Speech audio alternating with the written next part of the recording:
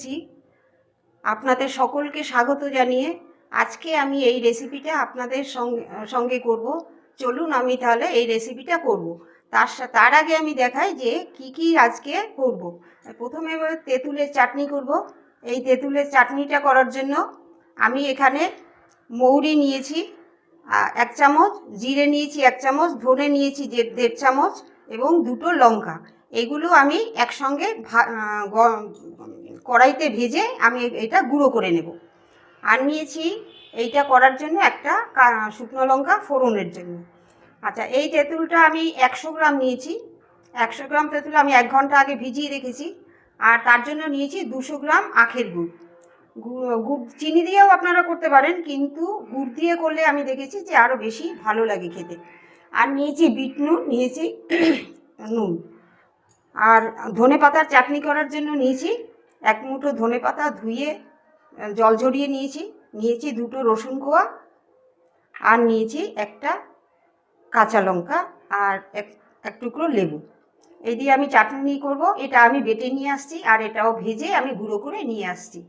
এরপরে আমি তেঁতুলের কাঠটা প্রথমে করে নিচ্ছি।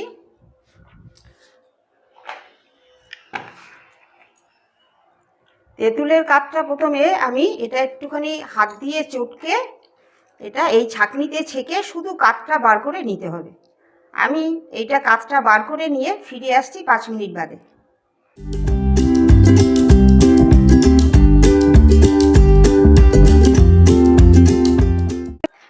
এটা এইভাবে করে 2-3 বার একটু করে জল দিয়ে এটা কিন্তু তাহলে সম্পূর্ণ কাঠটাই বেরিয়ে আসবে।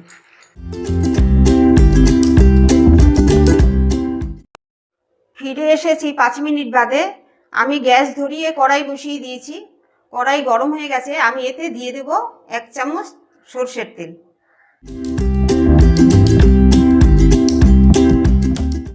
আর এতে দিয়ে দেব একটা শুকনো লঙ্কা।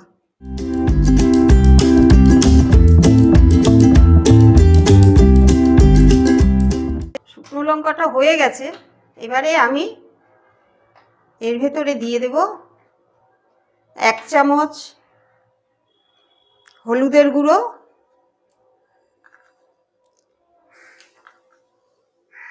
আর 1 চামচ লঙ্কার গুঁড়ো। একটু জল দিয়ে দিচ্ছি, না হলে কড়াইটা পুড়ে যাবে।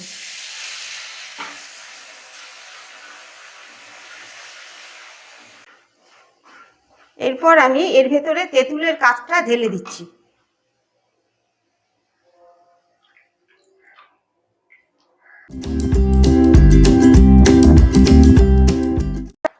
তেঁতুলের কাঠটা দিয়ে আমি ভালো করে মিশিয়ে নিচ্ছি।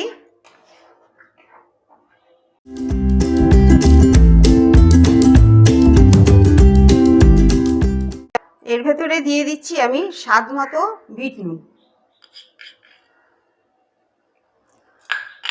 আর দিয়ে দিচ্ছি একটুখানি প্লেন নুন।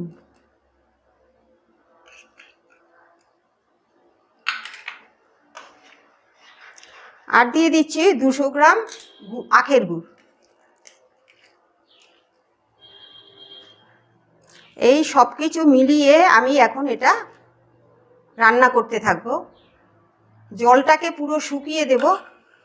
জলটা থাকলে কিন্তু এটা বেশি দিন রাখা যাবে না। আর না হলে যদি জল না থাকে তাহলে এটা কিন্তু অন্তত 3-4 মাস অবধি ফ্রিজে রেখে দেওয়া যায়। একটা ঢাকা দেওয়া যদি কন্টেনারে রাখা যায় তাহলে কিন্তু এটা অনেক দিন থাকে। এটা তো বিভিন্ন ধরনের দই বড়া এইসব অনেক কিছুতেই এটা খাওয়া যায়। আমি তেঁতুলের কাঠটা 5 মিনিট ধরে ফুটিয়ে আমি জলটাকে শুকিয়ে দেব। শুকিয়ে দিয়ে আমি ফিরে আসছি 5 মিনিট বাদে। এটা হয়ে গেছে, দেখুন জল শুকিয়ে গেছে। এই যে জলটা শুকিয়ে গেছে। এবং এরপরে আমি এতে ভাজা মশলা দিয়ে দেব। এরপরে আমি দিয়ে দিচ্ছি এই ভাজা মশলাটা, যেটা আমি একটু আগে দেখিয়েছিলাম, সেটা গুঁড়ো করে এনেছি। এবারে আমি এটা দিয়ে দিচ্ছি।